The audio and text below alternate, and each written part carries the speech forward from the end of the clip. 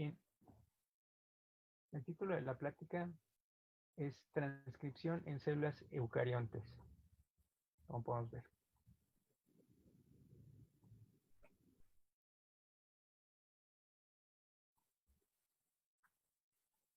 Bien, como veíamos en la sesión anterior, aquí vemos un comparativo entre el RNA mensajero de las células procariontes, de un procarionte, y de un eucarionte. En primer lugar vemos que el extremo 5' del mensajero no presenta ninguna característica en particular, simplemente es el primer nucleótido trifosfatado que se agregó en la misma dirección de la síntesis, que es 5', 3'. También habíamos mencionado que en el caso de las células procariontes, los mensajeros son policistrónicos porque contienen la información genética necesaria para la síntesis de varios histrones o proteínas o cadenas polipeptídicas dentro del mismo mensajero. También podemos ver que en el extremo 3' no existe ninguna otra característica en especial. En el caso de las células eucariontes, el mensajero va a tener en el extremo 5' un capuchón de 7-metilguanosina. Este capuchón va a evitar que el mensajero se pueda degradar.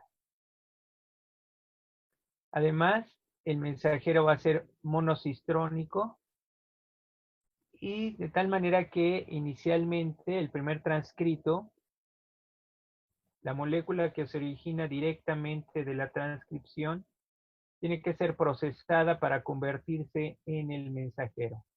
Este primer transcrito se conoce como premensajero o RNA heterogéneo nuclear. Y después del procesamiento,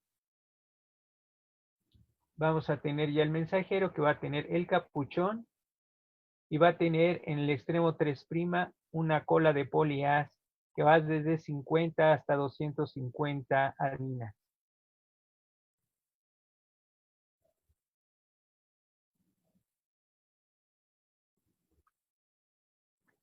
Bien. Entonces, la transcripción en las células eucariontes va a ocurrir en el núcleo, mientras que en las células procariontes existe este proceso en el citoplasma, en una región que recibe el nombre de nucleoide. De tal manera que en los procariontes la transcripción, la traducción y la degradación del mensajero va a ocurrir en la misma región, en la misma porción física, que es el nucleoide. Mientras que en las células eucariontes, la transcripción, la formación del primer transcrito o el premensajero, proceso de maduración o procesamiento va a ocurrir dentro del núcleo. Después, el mensajero ya maduro va a ser exportado hacia el citoplasma y finalmente va a ocurrir la traducción. De tal manera que la traducción solamente ocurre en el citoplasma y la transcripción ocurre exclusivamente en el núcleo. Esto hace que, por un lado, estos dos procesos, transcripción y traducción, no puedan ocurrir de manera simultánea porque ocurren en regiones distintas de la célula. Pero además, por otro lado, da mayores mecanismos de regulación al proceso de expresión genética, porque si el mensajero no es importado, sino que se degrada dentro del núcleo, pues ya no hay proteína.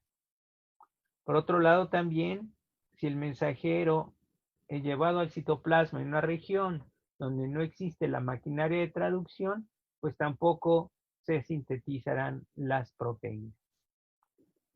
Bien, otros mecanismos, pues los vamos a ver en sesiones posteriores. En este esquema vemos más o menos lo mismo. Tenemos aquí la molécula de DNA. Ocurre aquí la transcripción. Se está produciendo el primer transcrito. Este primer transcrito no va a ser el definitivo, va a requerir un proceso de maduración, que también se conoce como splicing. Se van a eliminar ciertos segmentos llamados intrones. Vamos a ver más adelante. Finalmente se forma la molécula madura, que es el mensajero, y este va a ser exportado hacia el citoplasma para llevar a cabo la traducción por medio de la participación de los ribosomas y del RNA de transferencia. Una característica importante de las células eucariontes es que presentan los nucleosomas. Los nucleosomas, particularmente los núcleos de los nucleosomas que vemos aquí, corresponden a un mecanismo de compactación o plegamiento del DNA. De tal manera que si un gen se encuentra entre los nucleosomas, pues lo primero es separar estos nucleosomas para que quede accesible a la maquinaria de transcripción. Este mecanismo mediante el cual se pueden separar los nucleosomas entre sí y dejar libre el gen en particular, se llama remodelación de la cromatina. Entonces, en el caso de los procariontes no se requiere una remodelación de la cromatina, pero en las células eucariontes sí, por los mecanismos de plegamiento que lleva a cabo el DNA. Hay que recordar que la longitud del DNA en las células eucariontes es mucho más grande que en el caso de los procariontes. De tal manera que ya queda aquí disponible para que la maquinaria de transcripción acceda y pueda llevar a cabo el proceso.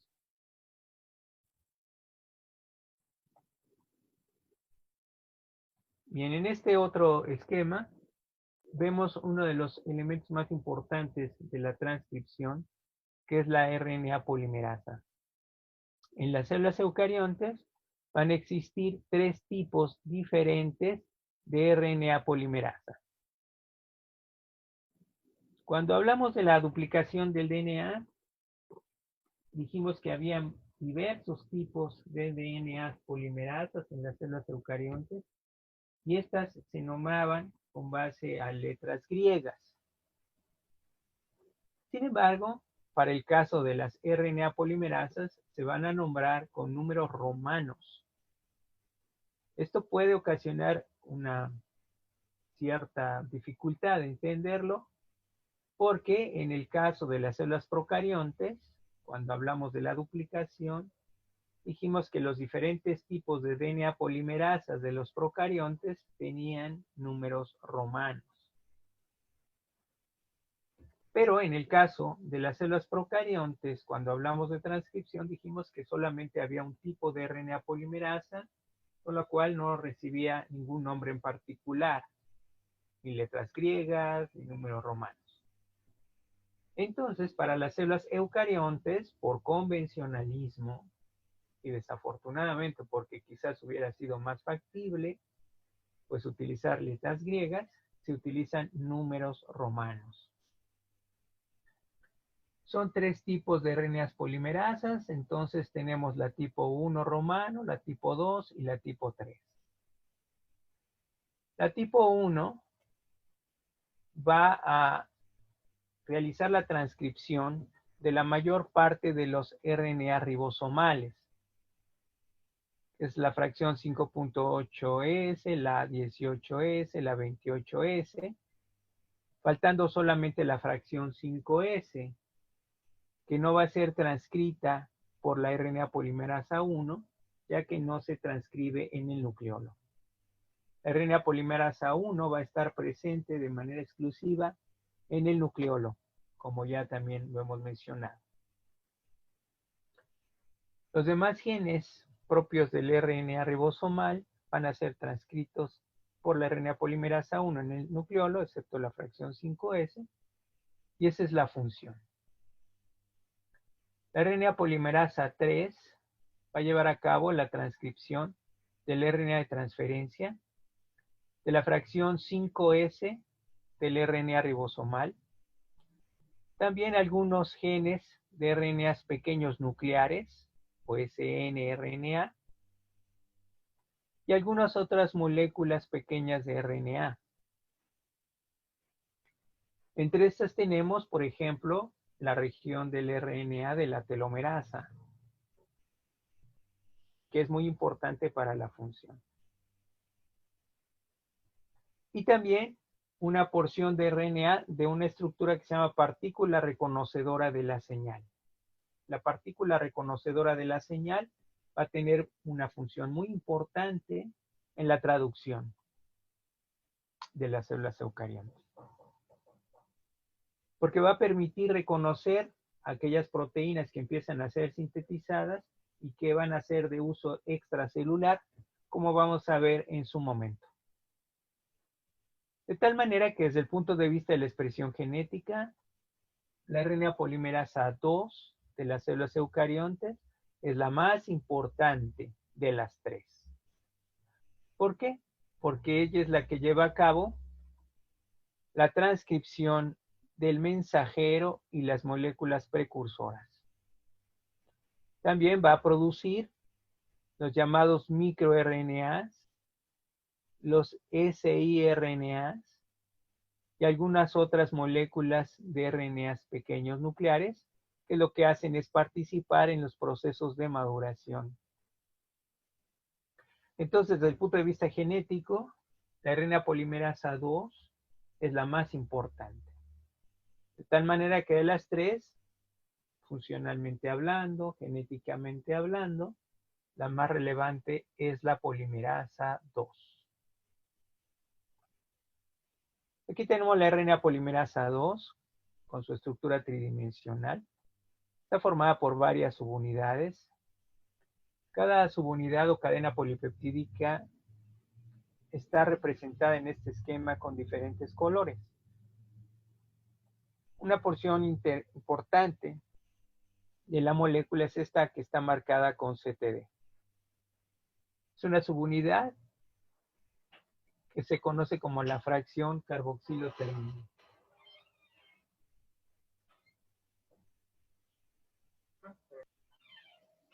Bueno, entonces vemos esta región de CTD y corresponde a la región o al extremo carboxilo terminal de la RNA polimerasa 2.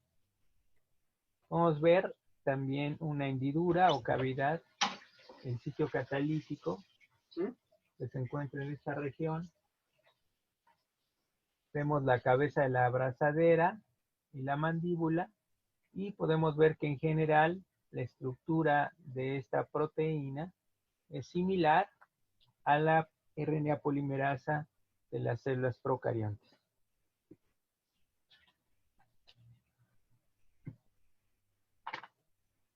Bueno, aquí vemos una tabla donde se encuentran los principales tipos de RNAs producidos en las células eucariontes. El más importante desde el punto de vista genético es el RNA mensajero, que también se conoce como RNA codificante, porque es el que porta la información genética para generar los aminoácidos de las proteínas.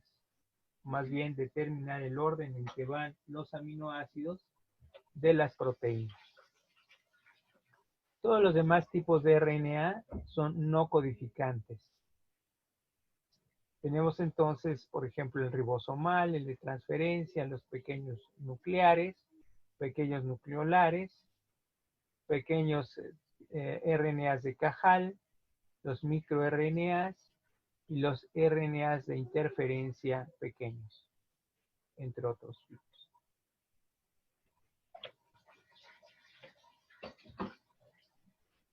Dentro de los RNAs que participan en los procesos de traducción, que se conocen de manera genérica como RNA mayores, tenemos obviamente al mensajero, que es el RNA codificante, el RNA ribosomal y el RNA de transferencia.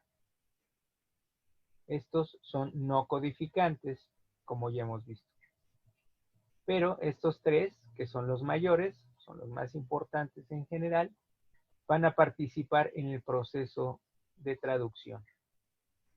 De todos ellos, quien va a llevar el mensaje y que va a determinar el orden o la secuencia de los aminoácidos de la proteína que va a ser sintetizada, es el mensajero.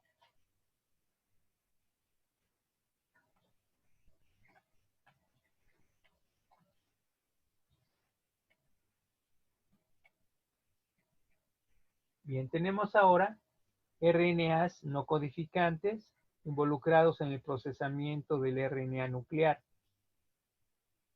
Tenemos los snRNAs o pequeños nucleares que van a participar en el procesamiento, en el empalme, o sea, en la maduración o el splicing del RNA mensajero, es decir, de la conversión o transformación del premensajero o el RNA heterogéneo nuclear o nuclear heterólogo en el RNA mensajero.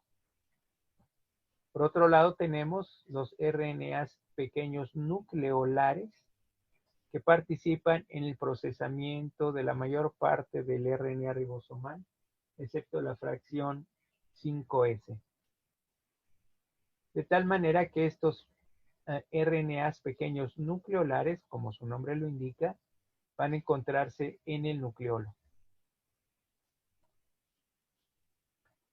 Tenemos estos dos RNAs no codificantes que participan o están involucrados en la regulación de la expresión génica. Tenemos en primer lugar el RNA de interferencia. Aquí está, el RNA de interferencia. Pequeños de interferencia, los siRNAs, que van a reprimir la traducción del mensajero. Y también participan en la degradación del mismo. Con lo cual, va a haber un silenciamiento transcripcional. Y los microRNAs, que van a reprimir la traducción del mensajero, o bien la degradación del mismo.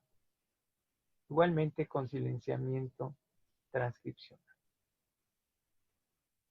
Entonces, como vemos en ambos casos, su nivel de participación es tanto a nivel de la traducción, o sea, la síntesis de las proteínas a partir del mensajero, como el silenciamiento de los genes. El silenciamiento transcripcional.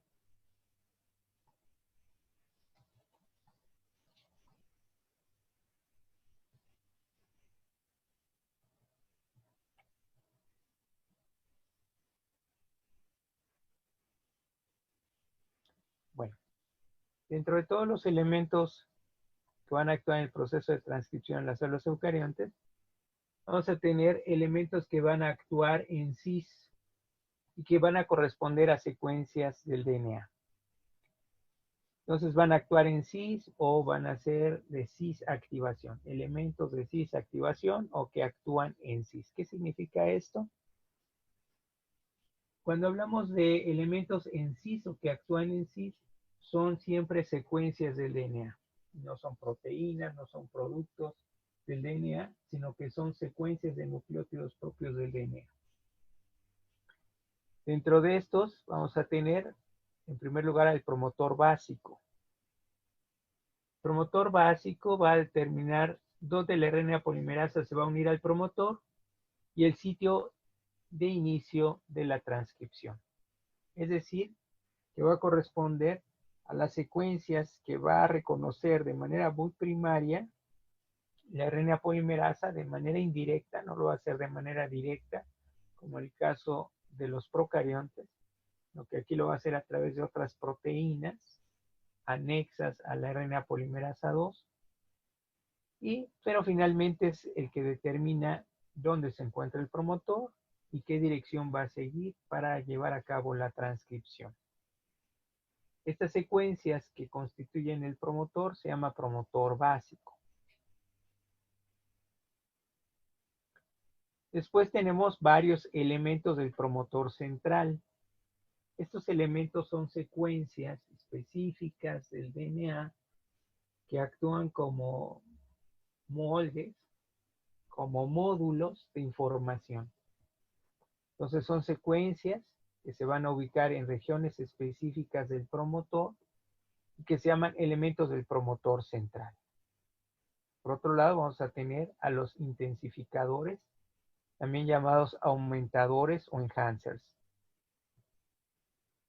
Estos van a favorecer la expresión de los genes, pero van a existir además otras secuencias que tienen el efecto contrario, inhibir la expresión genética, y se llaman silenciadores. Entonces, estos son todos los elementos que van a actuar en sí, o sea, son secuencias del DNA. El promotor básico, los elementos del promotor central, los intensificadores, aumentadores o enhancers, y los silenciadores. Bien, en primer lugar, los promotores en las células eucariontes pueden clasificarse de una manera muy general en dos grandes grupos, los promotores centrados y los dispersos. Los promotores centrados son aquellos que tienen un solo inicio de transcripción. De manera que el promotor está adyacente y previo al sitio de inicio. Como existe solamente un sitio de inicio de la transcripción, pues se forma un solo transcrito principal. La mayor parte de los genes regulados son o presentan promotores centrados. De ahí que hablemos de los elementos del promotor central, porque son promotores centrados que solamente tienen un sitio de inicio de la transcripción. Pero también existen una serie de genes que tienen promotores dispersos. Los promotores dispersos van a presentar o pueden presentar diversos sitios de inicio de la transcripción. Para cada sitio de inicio vamos a tener un transcrito que va a tener ligeramente una longitud distinta dependiendo del sitio de inicio de la transcripción. Este tipo de promotores dispersos se encuentran generalmente en los genes constitutivos de la célula eucarionte. Los genes constitutivos son aquellos que se encargan de las funciones básicas de la célula. Digamos, son los genes de la economía doméstica, sin los cuales la célula no podría sobrevivir. Entonces se refiere a la transcripción, por ejemplo, de las enzimas fundamentales, de las vías metabólicas, como la glucólisis anaerobia o este tipo de vías metabólicas que son indispensables para el mantenimiento y la supervivencia de la célula. Estos genes son constitutivos, que significa que no van a ser regulados, sino que se van a expresar de manera constante. De ahí el término constitutivo. Mientras que los promotores centrados van a ser todos regulados. Bien, aquí tenemos la estructura modular de un promotor central de la RNA polimerasa en las células eucariontes.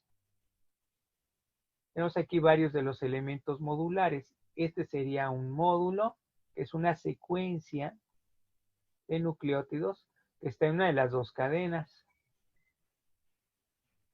Este es otro módulo.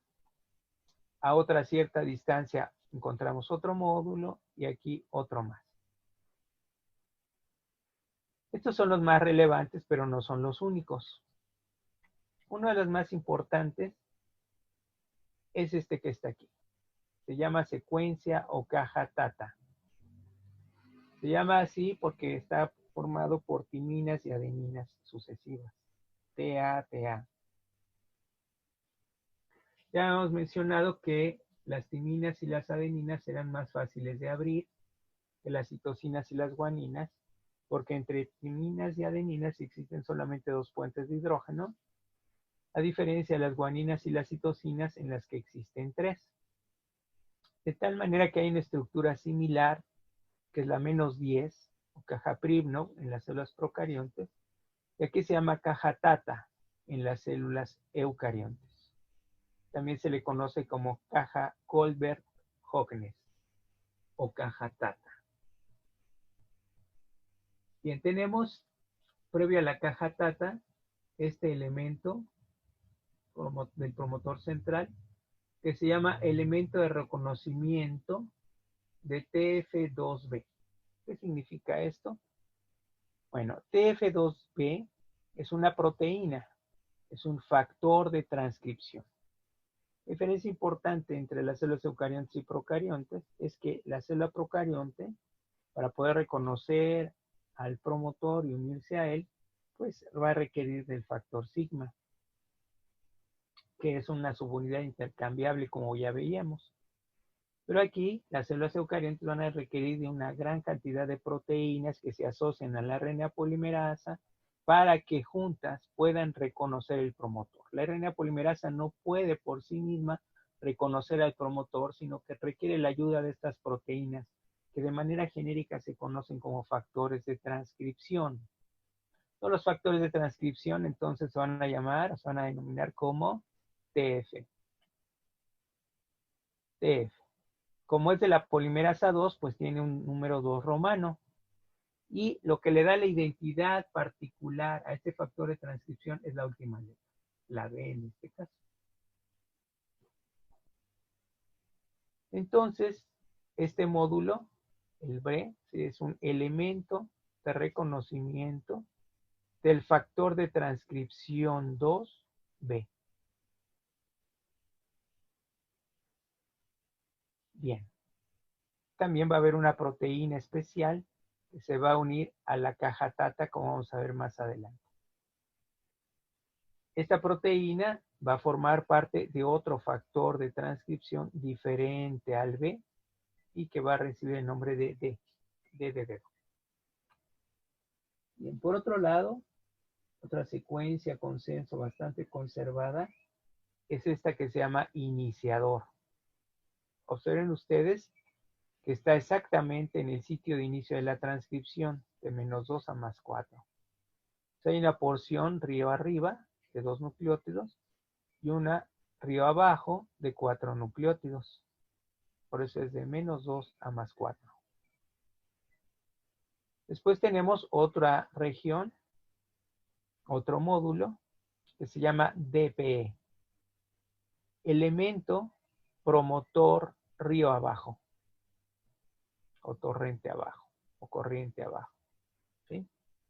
Elemento promotor río abajo, que también va a ser bastante importante. Antiguamente se pensaba que pues, prácticamente todos los promotores de las células eucariontes presentaban caja Tata. Actualmente se sabe que no es cierto, que hay un porcentaje pues, alrededor del 35% que sí lo presenta, pero el resto no. De tal manera que cuando no hay secuencia Tata, pues digamos que es compensado por la región iniciadora, el DPE o bien el BE.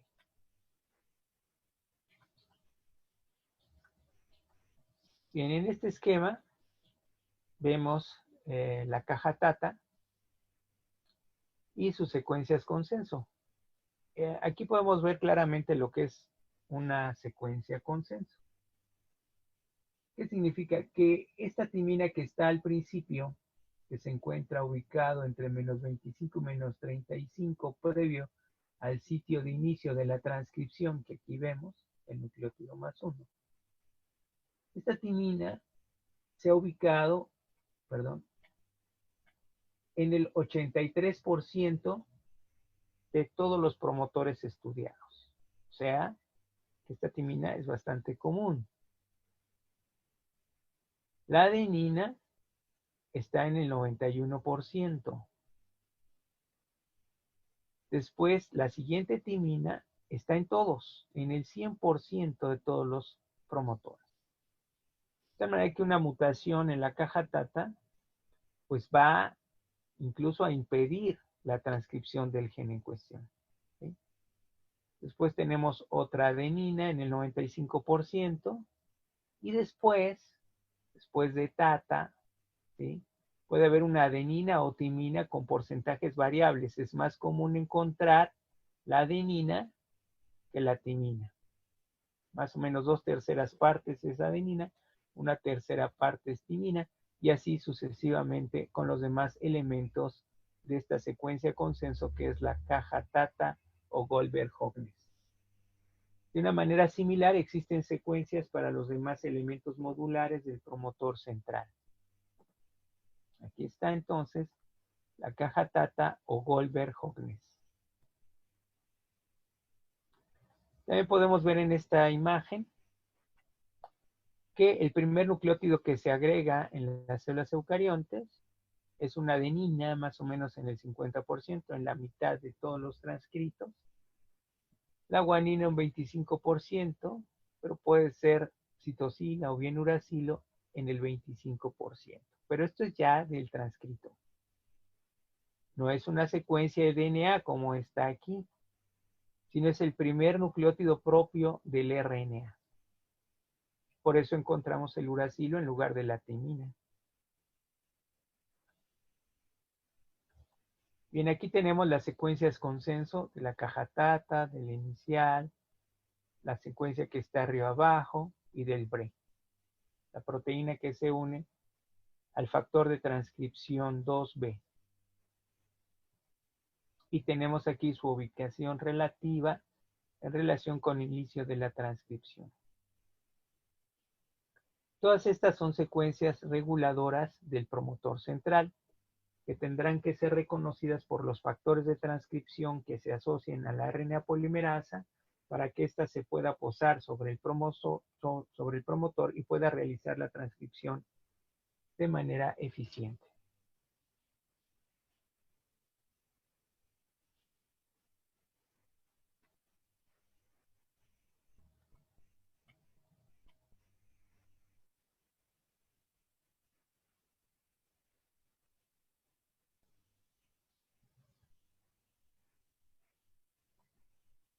En este otro esquema podemos encontrar algunos otros elementos modulares del mismo promotor. Vemos ya varias estructuras conocidas, como la caja Tata, la BRE, que puede estar antes o puede estar después de la caja Tata, el iniciador, el DPE, el elemento promotor río abajo. Encontramos este otro nuevo elemento, se llama elemento MOTIF10. Elemento MOTIF10. Se llama así porque tiene alrededor de 10 nucleótidos de longitud y se ubica entre la región de iniciación, iniciadora, y el DPE. Tenemos otros dos, este que se llama CAT, con doble A, doble adenina, y nucleótidos de guanina y citosina, que conocen como GCs. Observen ustedes que estos están ya a una gran distancia, río arriba.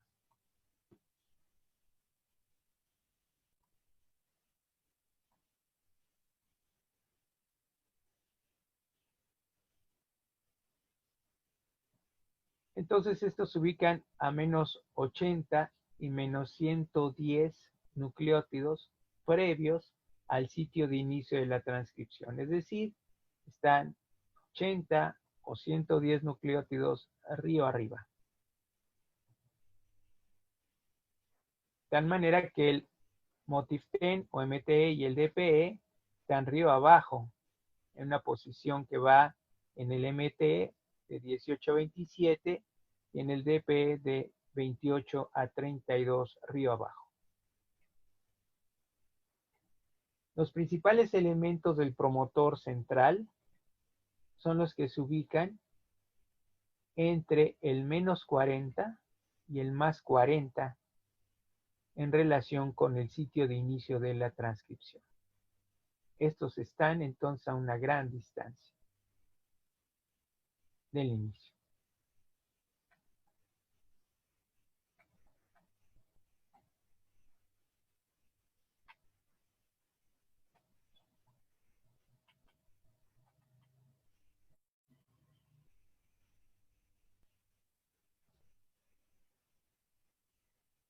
Bien, en esta imagen se resumen los principales factores de transcripción generales. Todos los factores de transcripción corresponden a proteínas que se van a unir a secuencias reguladoras o entre sí para permitir que la RNA polimerasa 2 pueda posarse sobre el promotor y pueda realizar la transcripción. Pero estos factores de transcripción se pueden clasificar en dos grandes grupos: los factores de transcripción basales o generales y los factores de transcripción específicos. Estos factores de transcripción específicos se encuentran en ciertas células especializadas o diferenciadas, no en cualquier célula, mientras que los factores de transcripción generales se encuentran prácticamente en todas las células y son fundamentales para poder llevar a cabo la transcripción, mientras que los factores específicos pueden ser particulares de un tejido o de una célula en particular.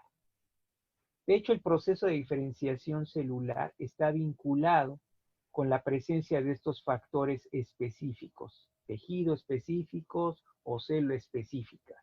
De tal manera que una célula se va a especializar en una función porque presenta estos factores que le permiten expresar ciertos genes que otra célula con una función diferente no los tiene.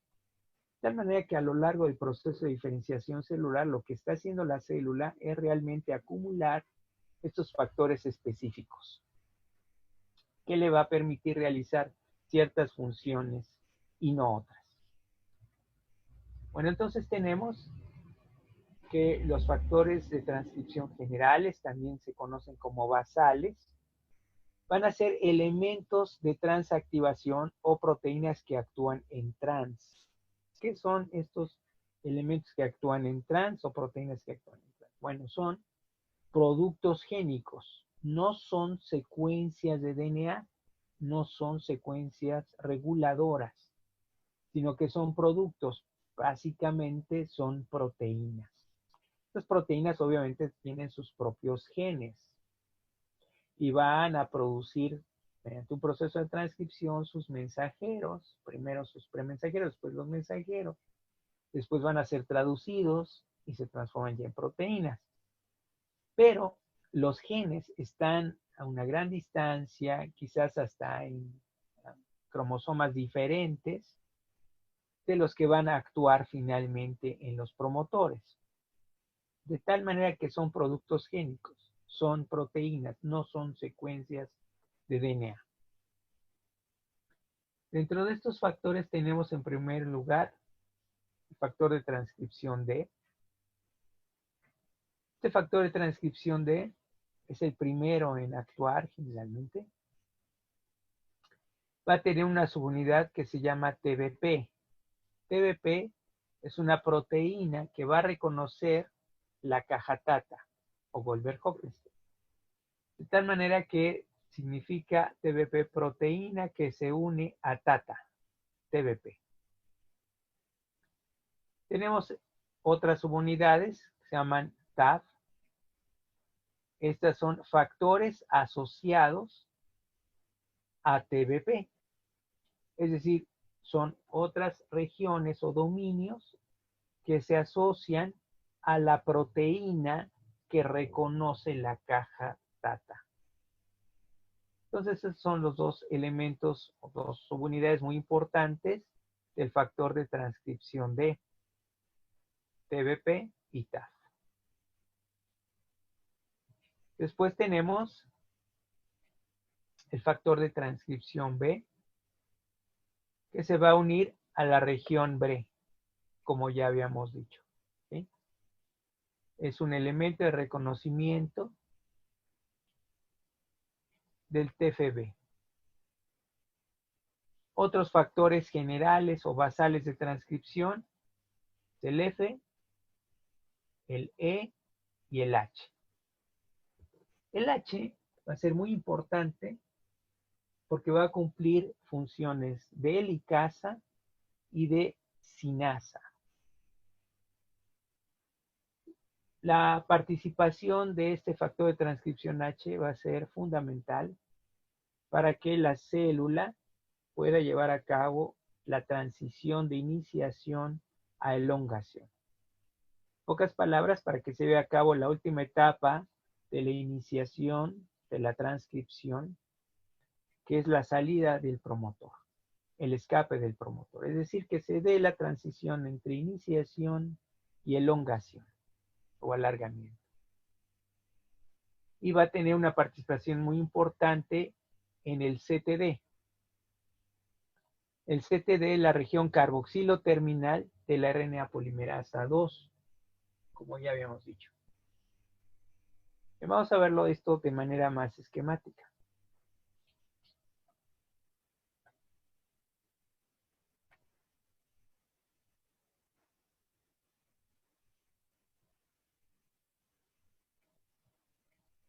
Y en este esquema vemos la caja TATA. Aquí vemos el sitio de inicio de la transcripción. Y vemos el dominio TBP, que forma parte del factor de transcripción D.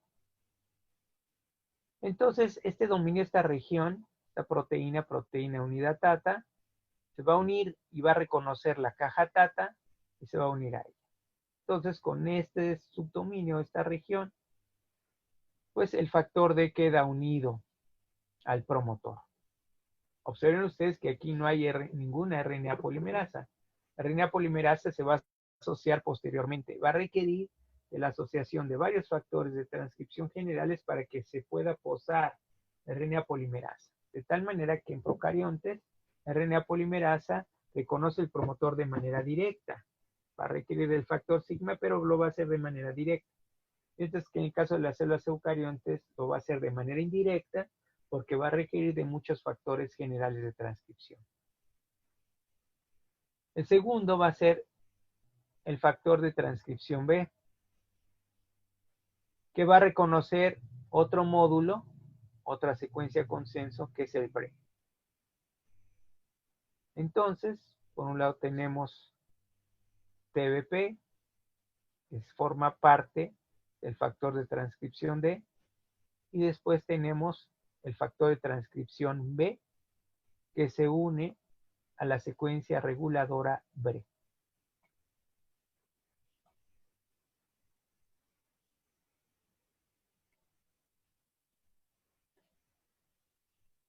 Ya que tenemos estos dos elementos, el D y el B,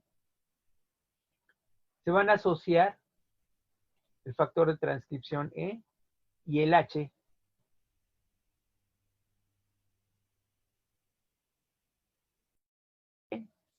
Y H. Junto con la RNA polimerasa. Observen ustedes que el factor de transcripción F no se asocia a ninguna secuencia reguladora ni al promotor, sino que se une a la RNA polimerasa que vemos aquí para que pueda reconocer al promotor junto con los demás elementos. Podemos ver también esta región, polimerasa 2, que es el CTD. La región carboxilo terminal importante para que pueda iniciarse la transcripción. Aquí tenemos ya todos los elementos asociados. Entre ellos tenemos el factor H, el factor de transcripción H, que va a actuar como una helicasa y que va a permitir la abertura del DNA y la formación del complejo abierto. Entonces, por un lado, el factor H va a actuar como helicasa y va a abrir el DNA. Y por otro lado, va a actuar como sinasa, de tal manera que va a poder fosforilar el CTD. Sin la fosforilación del CTD, no se puede llevar a cabo la transcripción.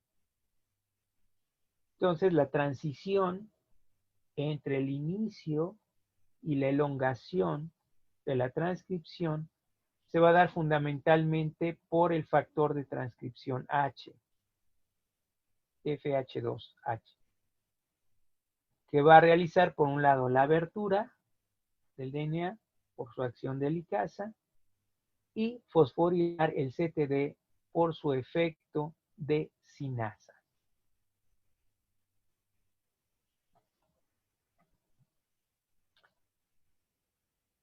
Vemos entonces el CTD. La acción helicasa y después de sinasa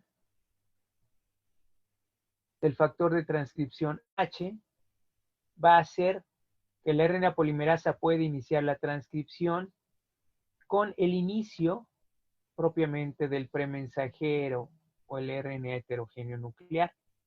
Observen ustedes que después del proceso de fosforilación por la acción de la sinasa de factor de transcripción H, hay un cambio conformacional en la RNA polimerasa. Aquí vemos el CTD en la parte de arriba y aquí lo vemos ya en la parte de abajo. Este cambio conformacional va a permitir que pase de iniciación a elongación y se lleve a cabo el escape del promotor, es decir, ya el inicio propiamente de la transcripción. Entonces va a abandonar el promotor y al abandonar el promotor la RNA polimerasa, varios factores se van a quedar. Vamos a ver aquí el factor D con esta región, el TBP. Y algunos otros van a acompañar a la RNA polimerasa para poder llevar a cabo la transcripción.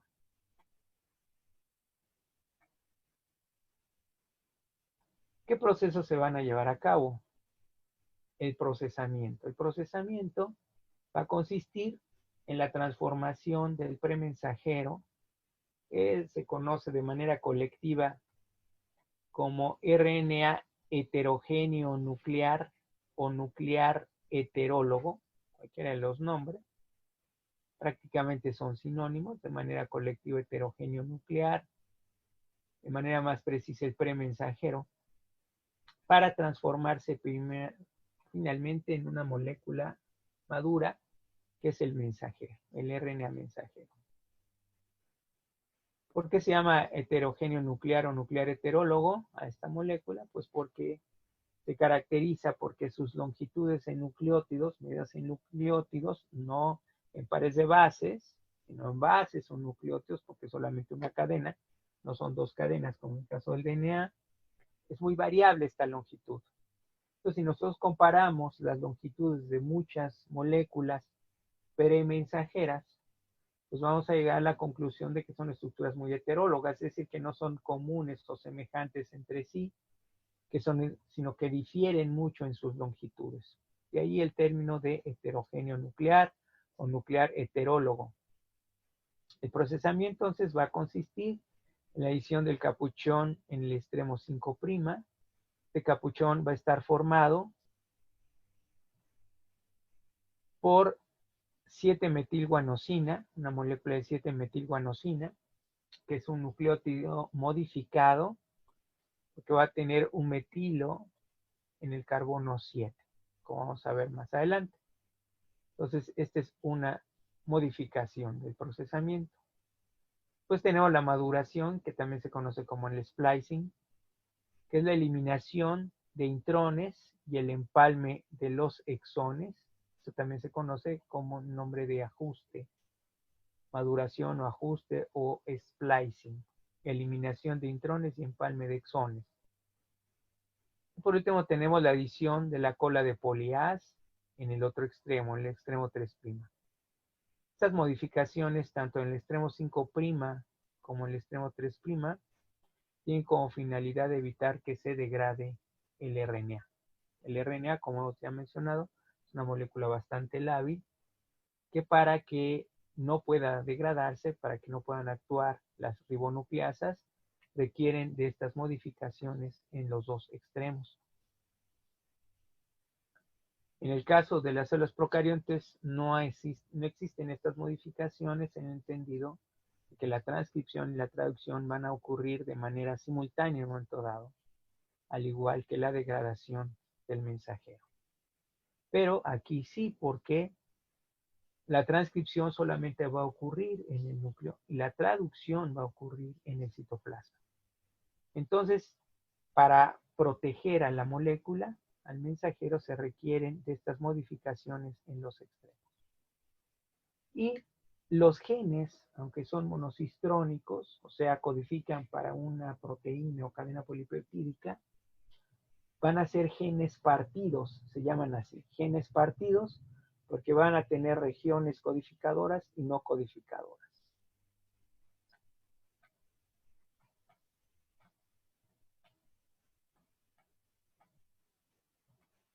Vamos a empezar por la adición del capuchón en el extremo 5'.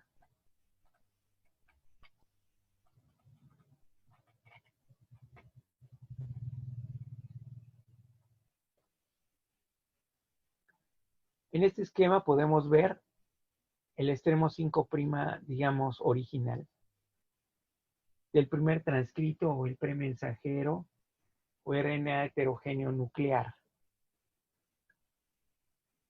Vemos que está formado por 3 fosfatos. Y aquí vemos ya la adición del capuchón, la molécula de 7-metilguanosina. En la adición del capuchón van a participar básicamente 3 enzimas.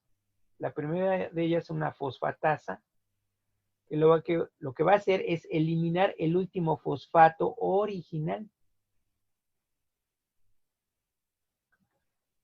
Después va a participar otra enzima que se llama guaniltransferasa, que lo que va a hacer es agregar esta guanina, y al agregarla se restablecen, por decirlo así, los 3 fosfatos, pero de los cuales los 2 primeros son originales y el último no. Esta enzima, la guaniltransferasa, se llama así porque transfiere un grupo de guanina al extremo 5', lo va a hacer en una dirección opuesta a la que lo haría cualquier otra molécula, una RNA polimerasa común y corriente. Ya sabemos que la transcripción se lleva a cabo en la dirección 5'3'. De tal manera que si fuese normal, bueno, pues el nucleótido se agregaría en el extremo 3', no en el 5'.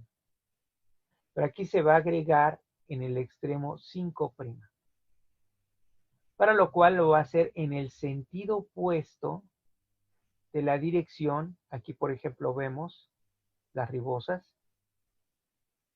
Aquí vemos el enlace fosfodiéster que une este nucleótido al siguiente y así sucesivamente.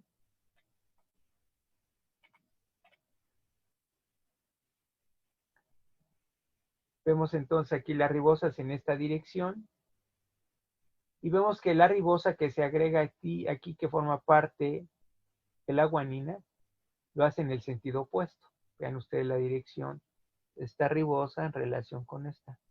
De tal manera que se agrega la 7-metilguanosina en una dirección 5', 5'.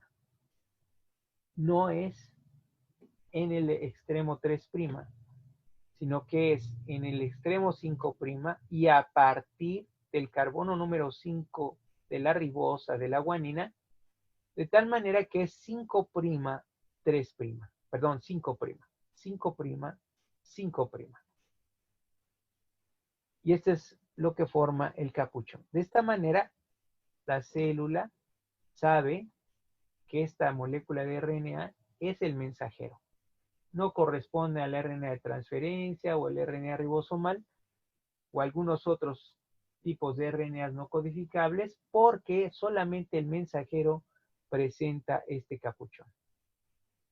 La última enzima en participar es la metiltransferasa, que lo que va a hacer es agregar el metilo en el carbono número 7 para formar la 7-metilguanosina.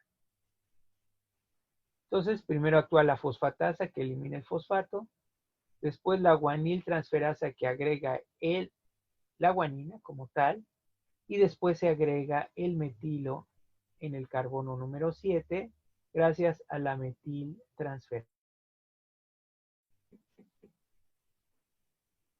Todas estas 3 enzimas van a actuar como proteínas o factores de transferencia del capuchón o caperuza.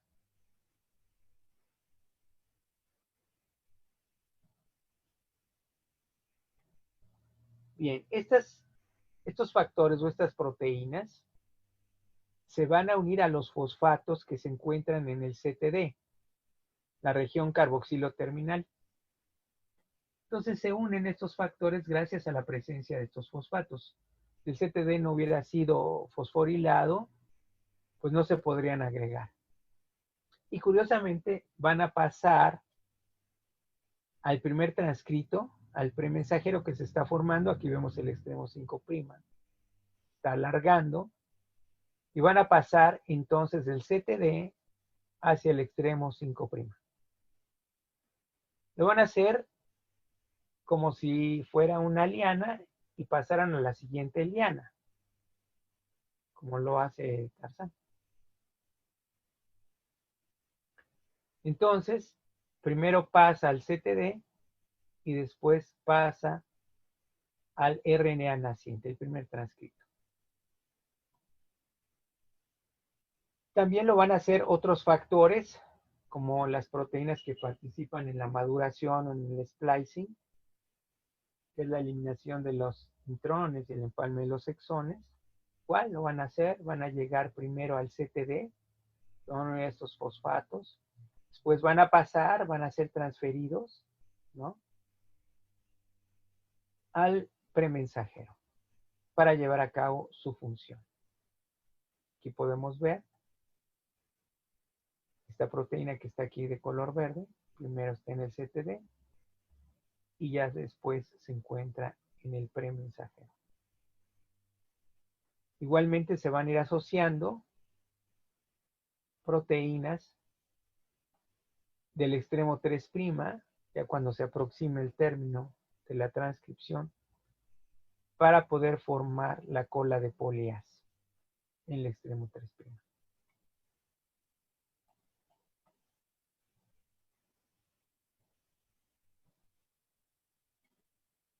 Bien, vamos a ver ahora la maduración o el splicing. ¿En qué consiste? Consiste en la eliminación de los intrones y el empalme de los exones. Entonces, vamos a explicar cada uno de estos dos elementos. Los intrones van a ser regiones interpuestas.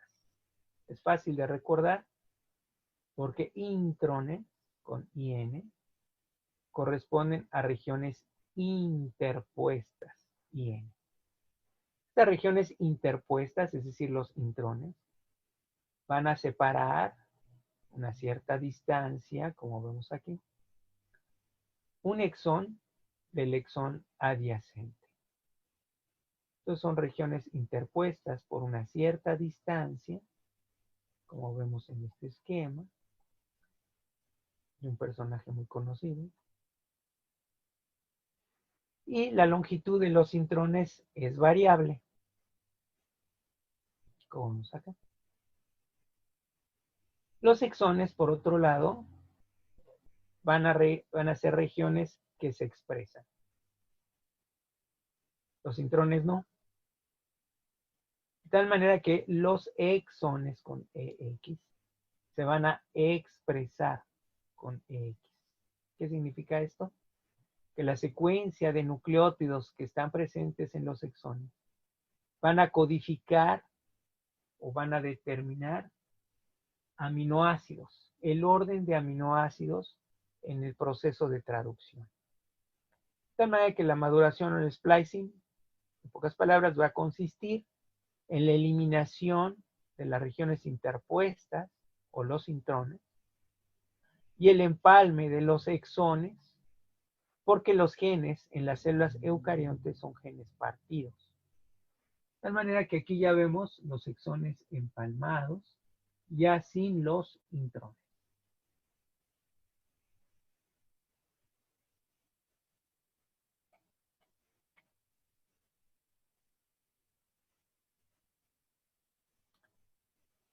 Lo anterior lo podemos ver en este esquema.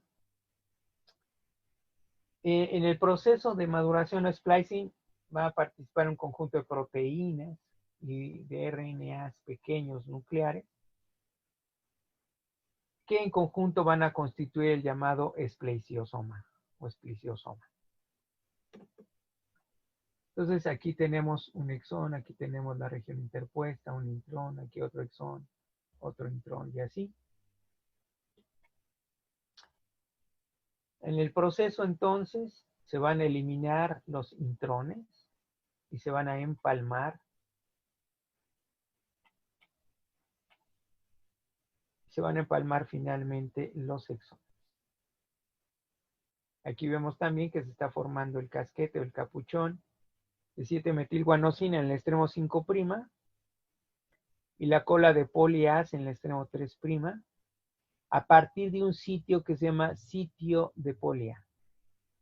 Entonces viene la RNA polimerasa, está transcribiendo exones, intrones, después se eliminarán los intrones, se empalmarán los exones, hasta llegar al sitio de polia, donde va a haber una división o corte de esta molécula de RNA. Sin embargo, la RNA polimerasa aquí no se separa, no se desprende, sino que va a continuar la transcripción a una distancia más adelante. Pero aquí hay un sitio de división o de corte del premensajero. En este esquema vemos cómo los intrones se aproximan en una región, se forma una especie de lazo o cuerda, ¿sí? Como la que usan los charros, ¿sí? Y después, ¿cómo se hace el corte en esta región? El extremo 3', después en el otro extremo. Y finalmente, el intrón se va a eliminar, como vemos aquí. De esta manera, entonces, los exones se empalman y los intrones se eliminan.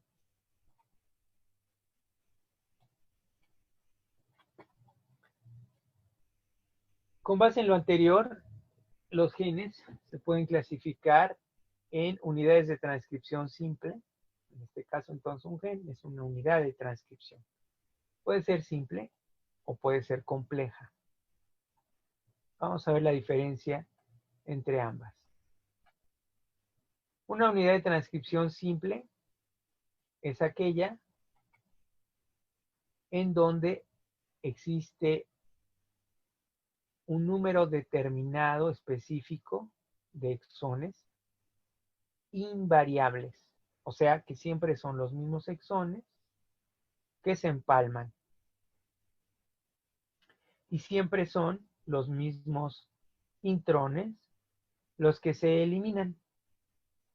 Los intrones siempre se van a eliminar, pero en este caso no hay variación en los exones que participan en el mensajero final. Siempre son los mismos exones. Cuando esto sucede, entonces se dice que la unidad de transcripción es simple. Vemos igual aquí el sitio del casquete y la cola de polias. Las unidades de transcripción complejas se forman solamente en aquellos genes que tienen lo que se conoce como maduración alternativa. La maduración alternativa va a consistir en que en el mensajero queden transcritos de una manera variable o alternativa diferentes exones.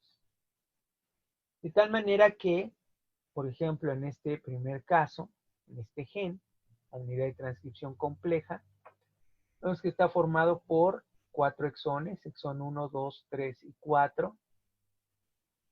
Y se pueden formar varios tipos de RNA mensajeros, en donde en el primer caso tenemos el exón 1, 2, 3 y 4, es decir, los 4 exones están en el mensajero. Pero en este caso, en este segundo mensajero del mismo gen, o sea, a partir del mismo gen, se va a tomar el exón 1, se toma el exón 2, pero el exón 3 no se toma. De manera alternativa se elimina, no aparece en el mensajero, y de tal manera que el mensajero está formado solamente por 3 exones, que sería el 1, el 2 y el 4. Entonces, a partir de un mismo gen, se pueden formar varios mensajeros diferentes. Las 3 posibilidades para formar diferentes mensajeros a partir de un gen o unidad de transcripción compleja es que en un primer lugar se eliminen o sean alternativos exones internos. Es decir, no son los exones que forman el extremo 5' o 3', sino los exones internos. Por ejemplo, el exón 3 o, en su caso, podría ser el exón 2. Entonces, son alternativos los exones internos. Un segundo caso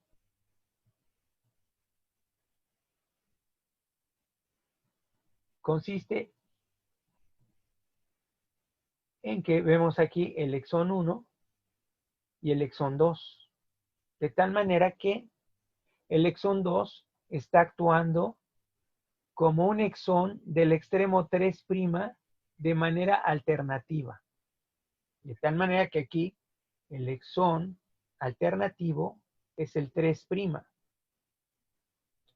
porque puede ser el exón 2 y entonces no se toma en cuenta el exón 3 y con eso se pierde, digamos, ese extremo 3'.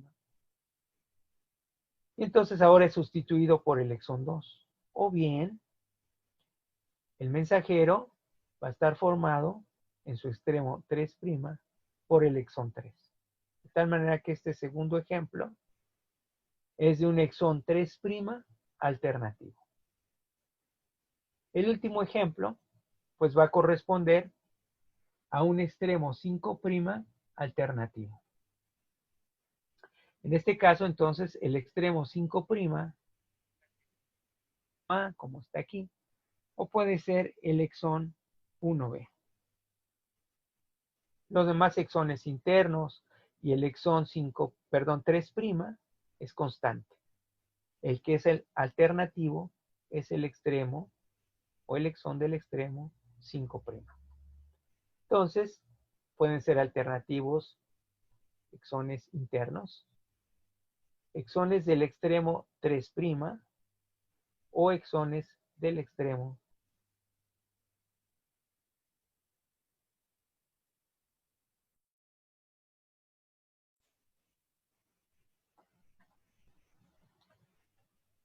Bien, en el caso de la agregación de la cola de polías en el extremo 3', los factores que van a agregar la cola de polías, tenemos entre ellos estas dos proteínas, se van a unir inicialmente al CTD fosforilado y, como hemos ya mencionado, van a pasar del CTD al premensajero, como ya hemos señalado. Va a pasar, se va a trasladar del CTD al premensajero. Y ahí va a reconocer una región, se llama sitio de polía. Cuando reconoce el sitio de polía, va a ser un corte o división. Sin embargo, la RNA polimerasa va a continuar la transcripción, ¿sí? Empezando otra vez por un extremo 5', porque se cortó el premensajero original o el primer transcrito original, y puede continuar incluso miles de nucleótidos adelante, hasta llegar, digamos, a un sitio de terminación como tal, en donde se van a desprender todos los elementos. RNA polimerasa, el DNA. El precursor, el premensajero, ya se partió aquí, en la cola, perdón, en el sitio de polía. Y entonces otras enzimas junto con otras proteínas, principalmente la poliasintetasa, es la que va a agregar las adeninas, desde 50 hasta 200 adeninas. Entonces, esta enzima es la que agrega las adeninas, pero de manera curiosa, estas adeninas no van a tener ningún molde de DNA. O sea, no va a haber una cadena que tenga timinas y que la contraparte sean las adeninas, por la sencilla razón de que ya se partió, ya no está unido a la RNA polimerasa. Entonces ya no hay ningún molde de DNA. Lo que la enzima agrega las adeninas de manera continua hasta, no sé, hasta 250 adeninas. Y de esta manera se forma la cola de polias en el extremo 3' de la molécula precursora.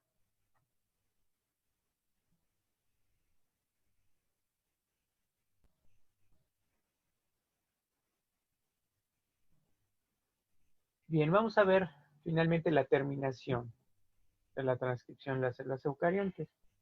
Para explicar la terminación existen dos modelos. El primero de ellos se llama modelo de antiterminación. El segundo se llama modelo torpedo. El primero, el modelo de antiterminación, lo tenemos aquí del lado izquierdo. Y el segundo, el modelo torpedo, lo tenemos del lado derecho.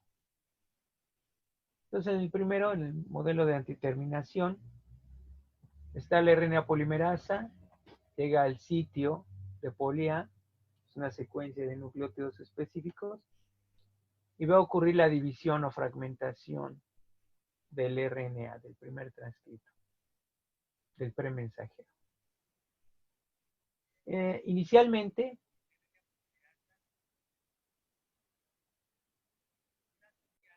grupo de proteínas que favorecen la elongación o alargamiento de la transcripción. Y estas proteínas que favorecen el alargamiento también se conocen como proteínas de antiterminación. Estas proteínas de antiterminación van a ser sustituidas por factores de transcripción, digamos, negativos o factores de terminación. Estos factores de terminación, entonces, van a unirse a la RNA polimerasa después de la división, después de la región de poli-A.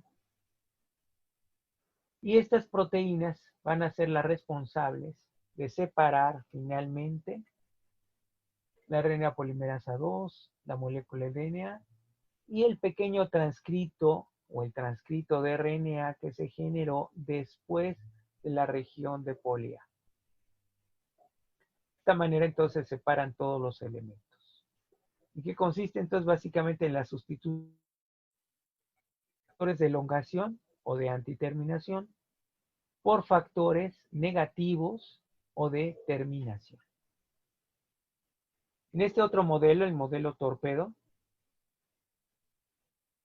la RNA polimerasa está unida a diversos factores de elongación, llega al sitio de poli-A, ocurre la división o fragmentación, la ruptura del premensajero. ¿Vemos? Tenemos el extremo 5' ya con su capuchón y está en proceso de formación la cola de poli-A. ¿Sí? Mientras tanto, la RNA polimerasa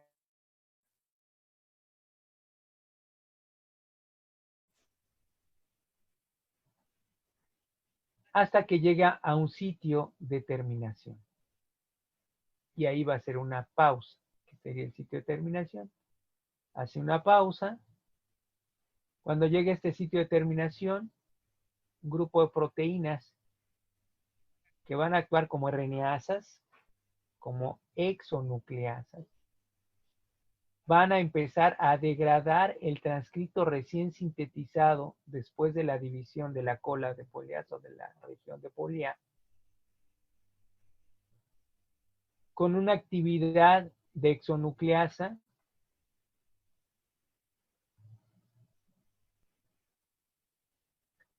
con una actividad de exonucleasa 5', 3'.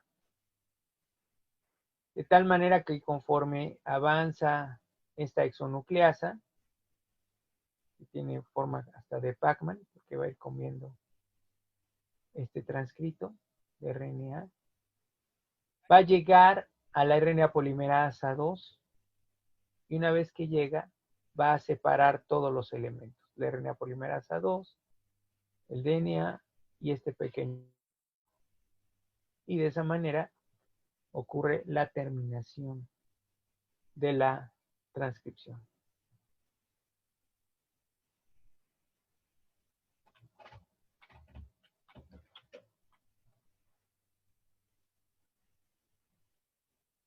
Bien, ya para concluir,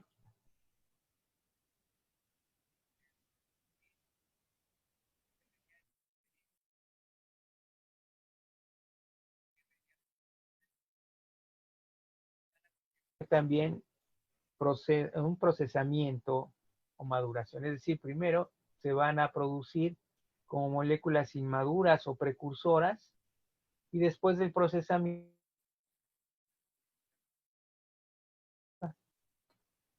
entonces tanto el RNA de transferencia como el ribosomal van a sufrir un proceso de maduración también. Aquí vemos el caso del RNA de transferencia, cómo se van a eliminar algunas porciones iniciales, la molécula inicial, precursora. Se van a ir eliminando estas porciones, otras regiones, van a agregar ciertos nucleótidos hasta generar la molécula RNA de transferencia madura, lista para poderse asociar a un aminoácido en particular que va a ser transportado por la RNA de transferencia en el proceso de traducción. Aquí van a participar diversas exonucleasas, como bueno. Y finalmente, en el caso del RNA ribosomal, se va a producir un primer transcrito que se llama 45S, por su unidad es Berber. Es una molécula precursora del RNA ribosomal que tiene porciones que no van a ser utilizadas para la formación de los diferentes o las diferentes moléculas del RNA ribosomal de las células eucariontes. Y vemos que entonces se van a eliminar estas porciones, que por cierto no se llaman intrones para el caso del RNA ribosomal, ni estos se llaman, perdón, tampoco se llaman exones.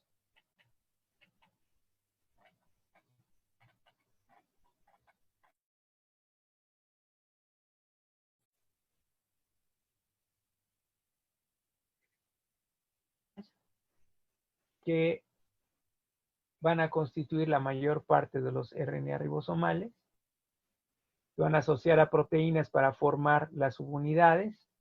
Esta, por ejemplo, la 18S va a formar la subunidad menor y estas dos van a formar la subunidad mayor asociándose a proteínas.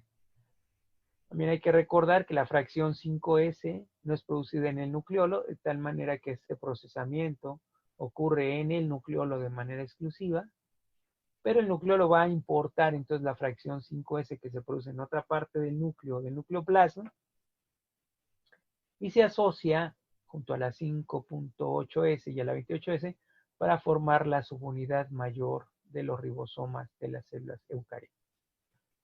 Entonces, tanto el RNA ribosomal como el de transferencia van a ser procesados. Y con esto terminamos nuestra plática. Muchas gracias por su atención.